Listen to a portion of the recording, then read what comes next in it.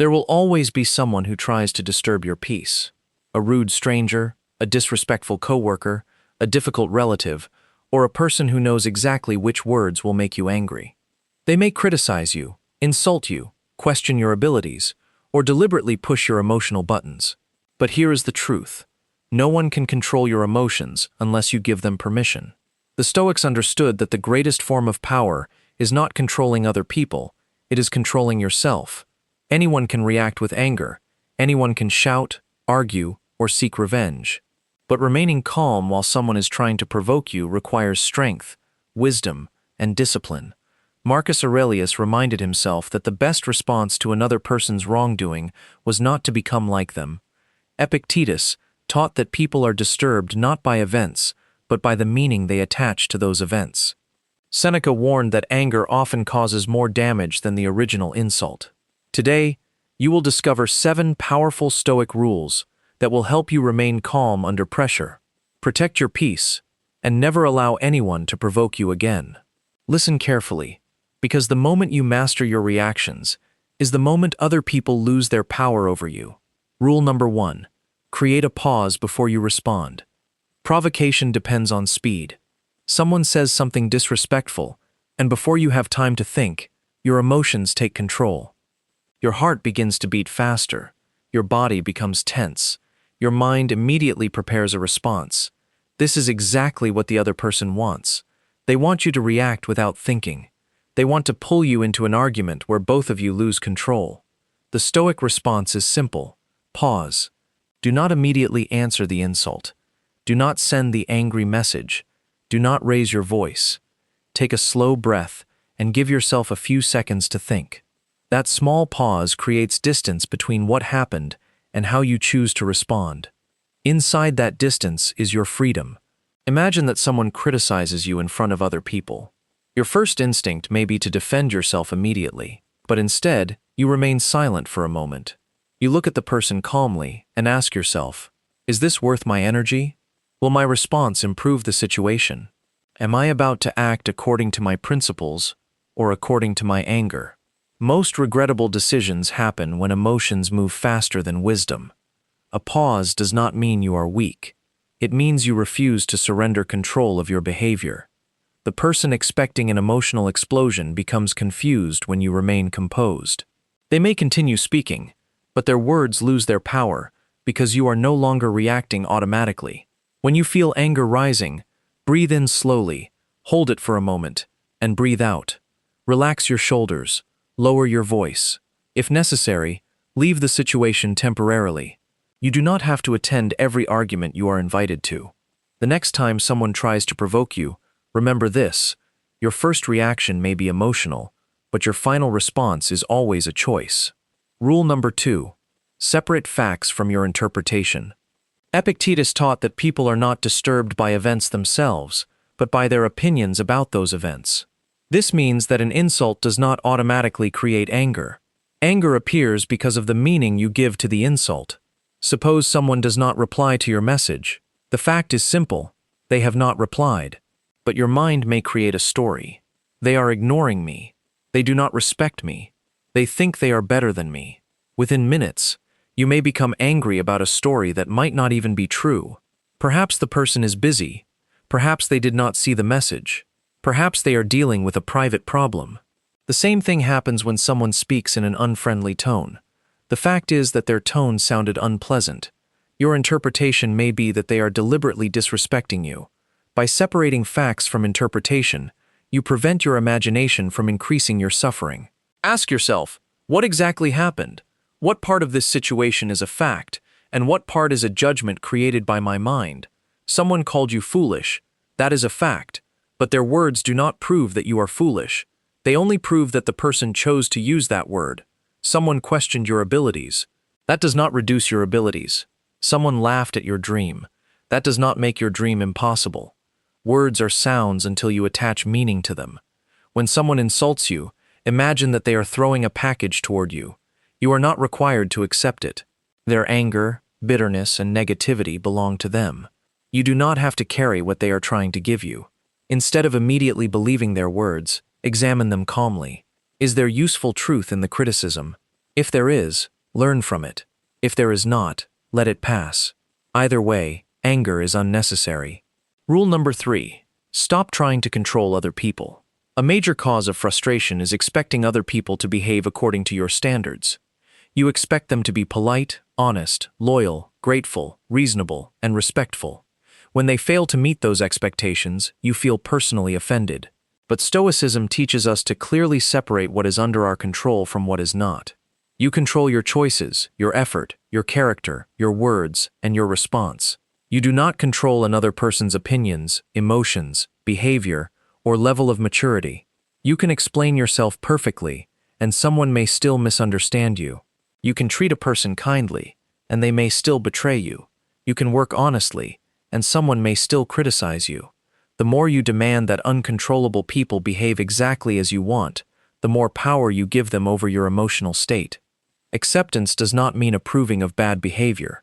It means recognizing reality, without wasting energy fighting what has already happened. If someone is rude, accept that this is how they have chosen to behave. Then decide what you will do. You may set a boundary, end the conversation, report their behavior, or distance yourself from them. What you should not do is spend the rest of your day mentally arguing with them. Marcus Aurelius began his mornings by reminding himself that he would meet people who were selfish, ungrateful, dishonest, and difficult. He was not being negative. He was preparing his mind so that the behavior of others would not surprise him. When you expect every person to act wisely, every foolish action shocks you.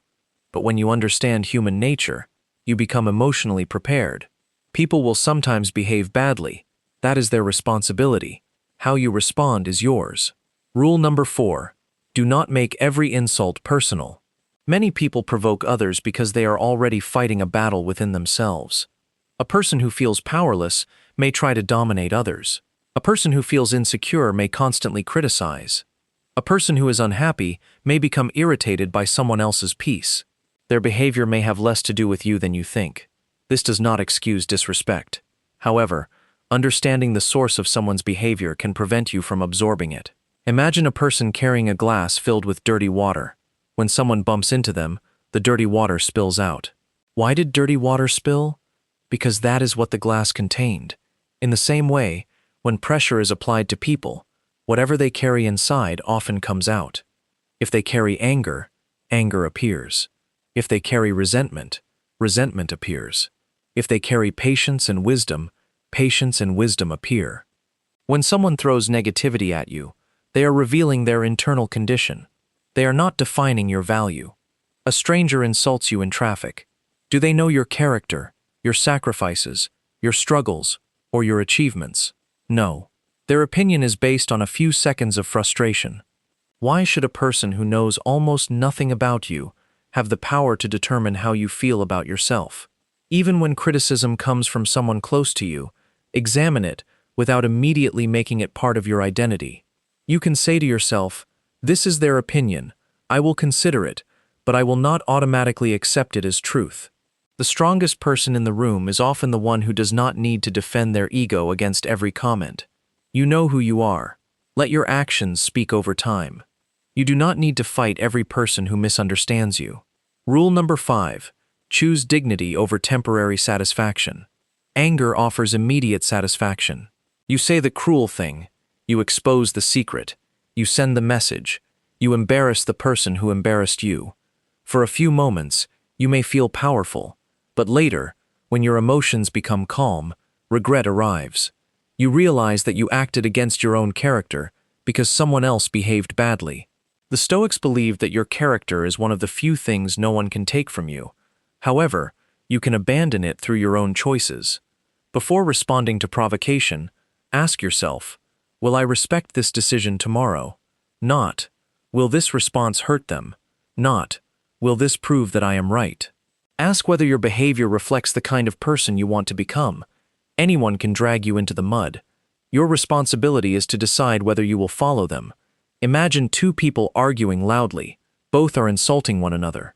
From the outside, it becomes difficult to see who started the conflict. Both appear equally uncontrolled. This is why revenge often reduces the victim to the level of the offender. You may not be able to stop another person from acting without dignity, but you can refuse to join them. Respond firmly when necessary, but do not become cruel. Set boundaries, but do not seek revenge. Defend yourself, but do not lose yourself. Calmness does not mean allowing others to mistreat you. It means addressing the situation without surrendering your intelligence to anger. Sometimes dignity means saying, "I will not continue this conversation while you are speaking to me this way." Sometimes it means walking away. Sometimes it means remaining silent, because the person is not interested in understanding you. Your peace is more valuable than the temporary satisfaction of winning an argument. Rule number 6. Use negative visualization to prepare your mind. The Stoics practiced a technique now known as negative visualization. They imagined possible difficulties before those difficulties occurred. This was not done to create fear. It was done to develop emotional readiness. Before entering a difficult meeting, imagine that someone may disagree with you. Before attending a family gathering, accept that a difficult relative may make an unnecessary comment. Before posting your work publicly, expect that someone may criticize it. When the situation happens, you are not shocked. You have already decided how you will respond. A soldier does not begin training after the battle starts. Training happens before the battle. Emotional strength works in the same way. Each morning, remind yourself, "Today, I may meet impatience, disrespect, misunderstanding, jealousy, and criticism. None of these things can control my character unless I allow them to." Prepare a few calm responses in advance. "That is your opinion. I understand that you disagree. I am not going to argue about this. We can discuss this when we are both calm." These simple sentences can protect you from being pulled into emotional chaos. Preparation also helps you recognize your personal triggers. Perhaps you become angry when people interrupt you, question your intelligence, mention your past, or fail to appreciate your effort. Knowing your triggers does not make you weak. It gives you the opportunity to train yourself. When you know which door people use to enter your mind, you can stop leaving it unlocked. Visualize the situation. Imagine the words being spoken. Then picture yourself breathing slowly, remaining composed, and responding with wisdom. The more you mentally practice calmness, the easier it becomes to remain calm in real life. Rule number 7. Turn provocation into training. Every difficult person can become your teacher. The rude customer teaches you patience. The dishonest person teaches you caution. The critic teaches you emotional independence. The manipulator teaches you the importance of boundaries. Instead of asking, "Why is this happening to me?" ask, "What quality is this situation giving me the opportunity to practice?" Perhaps the situation is testing your self-control. Perhaps it is teaching you to speak firmly. Perhaps it is revealing that you still depend too much on approval. When you see provocation as training, the person trying to hurt you unknowingly helps you become stronger. A weight in the gym creates resistance, but that resistance develops muscle. In the same way, difficult people create emotional resistance. When handled correctly, that resistance develops character. Without challenges, patience remains only an idea. Without criticism, confidence is never tested. Without temptation, discipline cannot be proven. The goal is not to live in a world where no one ever provokes you. Such a world does not exist. The goal is to become a person whose peace does not depend on everyone behaving correctly. At first, you may still feel anger. That is normal. Stoicism is not the absence of emotion. It is the ability to prevent emotion from becoming your master. Each time you remain calm, you strengthen a new habit. Each time you refuse an unnecessary argument, you protect your energy. Each time you choose wisdom instead of revenge, you become harder to manipulate. Eventually, people will realize that their usual methods no longer work on you. Their criticism does not destroy your confidence. Their silence does not make you desperate. Their insults do not control your behavior. You become emotionally free. Remember these 7 rules. Pause before you respond. Separate facts from your interpretation. Stop trying to control other people. Do not make every insult personal. Choose dignity over temporary satisfaction. Prepare your mind for difficult situations, and turn every provocation into training. You do not need to defeat every enemy. Sometimes your greatest victory is remaining peaceful while another person is trying to create chaos. You do not need the final word. You do not need everyone to agree with you. You do not need to prove your value to people who are committed to misunderstanding you. Your calmness is not weakness. It is evidence that you are no longer easily controlled. The next time someone tries to provoke you, observe them carefully. They may expect anger, shouting, or revenge. Instead, give them silence, patience, and discipline. Let them discover that the buttons they once pushed no longer work. Your mind is your territory. Your attention is your property. Your peace is your responsibility. Protect them carefully, because the moment you stop allowing other people to control your reactions is the moment you begin controlling your life. Stay calm, stay disciplined, protect your character, and never let anyone provoke you again.